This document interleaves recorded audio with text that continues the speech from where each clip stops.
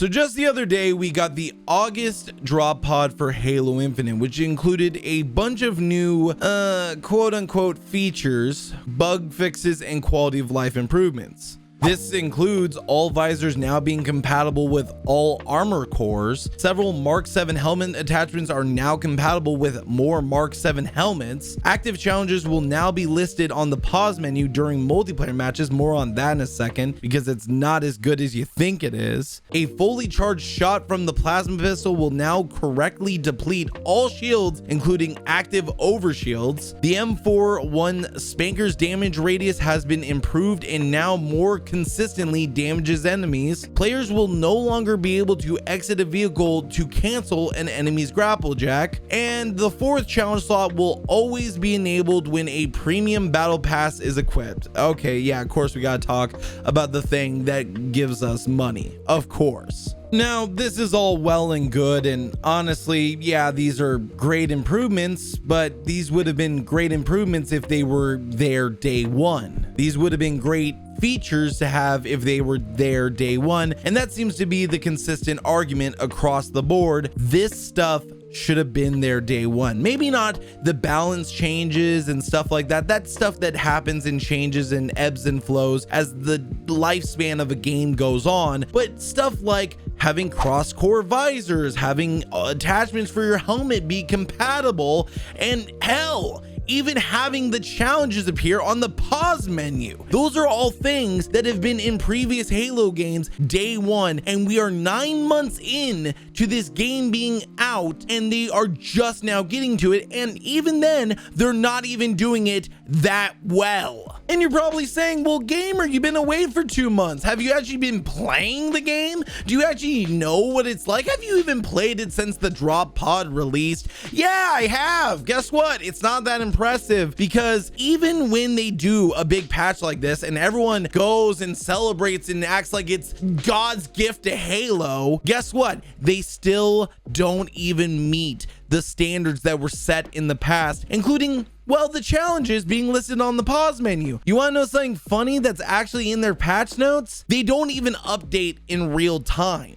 They can't even do the standard of the challenges updating and basically letting you know when they've completed in real time. Something that was done in Halo Reach in 2010. This is 12 years later, or you could say 11 years later when this game came out, but it is 12 years later when this patch is coming out, and they can't even get that to work properly. And don't get me wrong, is it nice that all visors are now compatible with all armor cores? Yeah, but why does that need to take 9 months to do? Why is it that it takes several months for several attachments to be now compatible with other Mark 7 helmets? I'm not saying that every attachment should be able to attach to every helmet, but still, why does that take such a long time when this game has been out for 9 months? They should have been in there much sooner than when we're actually getting these drop pods, these improvements. And what's funny is we didn't even get a drop pod last month. We didn't even get a big patch or anything like that. Nothing, nada, zip, zilch, zero. Yet I continue to see people eat these content updates like candy and continue to praise 343 for the lackluster or very minimal work that they're actually doing to this game. You look at other live games as a service games like Apex Legends or Warzone, and they're constantly getting updates. They're constantly getting new maps or changes to maps that they've had for long periods of time, making them more fresh, more improved, more actually wanting to be enjoyed, and Halo just can't do that. Halo can't make those kind of strides and improvements in a lively fashion. And I don't think that's because of the way the game's been laid out or, you know, how Halo works. I think that's because of the studio behind it. And I'm not saying I want everyone fired or shit canned from 343 Industries. A lot of this stuff is contract work, which is a big issue at Microsoft and 343 Industries, where you have multiple studios working on a single game. Instead of building up your key staff from your main studio to work on this game, you have multiple studios with different ideas and different reasons behind what they think works for Halo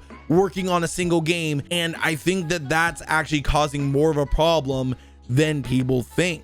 And probably what a lot of y'all are saying is, wow, you've been gone for 2 months and you're still so negative about Halo. What's happened in the time I've been gone to be positive? We got a flight for co-op, a feature that should have been in the game day one, which had tons of issues, absolutely metric butt tons of issues from what I've been told. And this is still not even launched yet. Co-op is supposed to launch at some point during this season. It's not even supposed to be the full co-op experience. It's only supposed to be online co-op, not even local co-op. And this is supposed to launch this season, and we're still testing and flighting and everything else. You know what's funny is that there's a clip that GLL, someone who I've had a love-hate relationship with, that plays it over and over again when Halo 5 was popular and was still going on and they were about to fix MCC, quote unquote. He keeps playing this clip of sketching. It was a big moment, right? Where basically what it is them talking about playing Halo Infinite co-op locally across the board at 343 Industries. We did see a video, and I think there was a really cool moment when Halo Infinite was up and running and we had 4 people on the team playing on one TV, correct? Confirmed. We have split screen working. Split screen, yep. We made a promise to the community that we would have it in our kind of next game that we made, and it's working. We can play on it.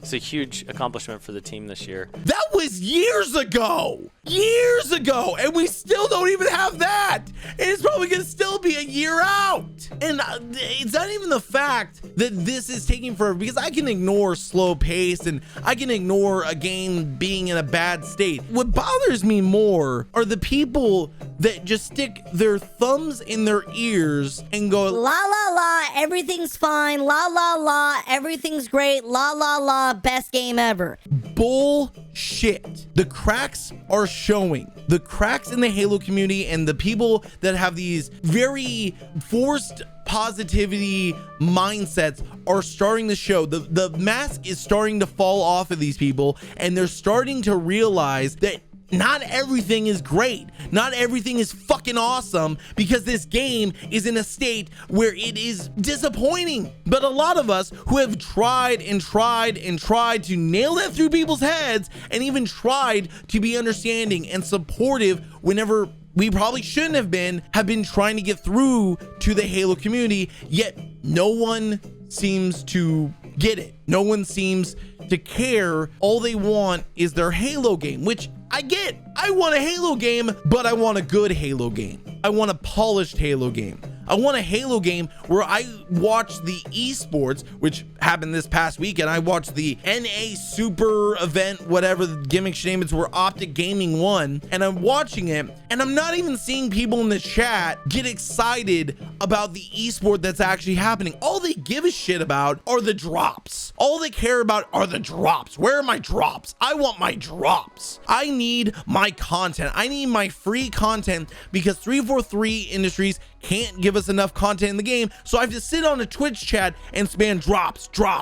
Where are my drops? Over and over again, because they can't give us the content in game. We have to sit on a Twitch chat. Now, this to me is sad, because there were so many more issues during this tournament. Tons of bugs and glitches and things that honestly frustrate probably the competitive players that support this game. I know that I just went on a surreal tangent. I basically just ripped into 343 and the Halo community, and honestly, it feels good after coming back after 2 months and literally looking at the state of Halo Infinite and noticing really nothing's changed. Nothing really has gotten that much better. Nothing really has changed to the point that it's interested me into playing this game, besides a few free-for-all matches or whenever my buddies are actually interested in playing, which is very few and far between. But honestly, this is sad. You know, my friend PopQ2 made a very similar video to this, and it was honestly kind of true. Everything he said was pretty surreal and pretty honest when it comes to the current state of Halo Infinite. Now you could argue, oh, well, what is shitting on the game every day going to do? How is that going to help things? I don't know, might get 343 off of Halo. Actually, you know, like that's another, like, I would be okay with that. The game shut, the live service for Halo Infinite is shut down, or the servers are shut down, and we're done with Halo. Halo's done. Halo's not being developed anymore. Yeah, that's a better option than what we have now, where we're just being drip fed content that should have been in the game day one, and 343 has been putting out dog shit for the last like fucking decade. Halo not being in any type of development at all, yeah, I like that option more than what we have now. It is a joke. 343 Industries needs a wake-up call, and the fact that these minor, minimal, small updates that are taking months on end to do are getting insane amounts of praise is just kind of ridiculous and pretty pathetic, if I'm going to be completely honest. But what do you honestly think? Let me know down in the comment section down below. I would seriously love to know what you guys think of the current state of Halo Infinite, the playlists, everything else. Oh yeah, that's something else I forgot to mention in the drop pod. We're getting social and ranked team doubles. Something that was mentioned months ago that we were supposed to get. But those are just my thoughts. What are yours? Let me know down in the comment section down below. And you know, if this video was a little too ranty in your opinion, if this video was a little too salty in your opinion, then hey, why don't you go ahead, click that video over on the right over there and check out one of my last videos that I posted before I left for a couple months that honestly was pretty damn entertaining. I think you'll actually get some real enjoyment out of it and a few laughs to go with it. But as always, guys, thank you for watching, and I'll see you guys next time. GamerJlee signing out.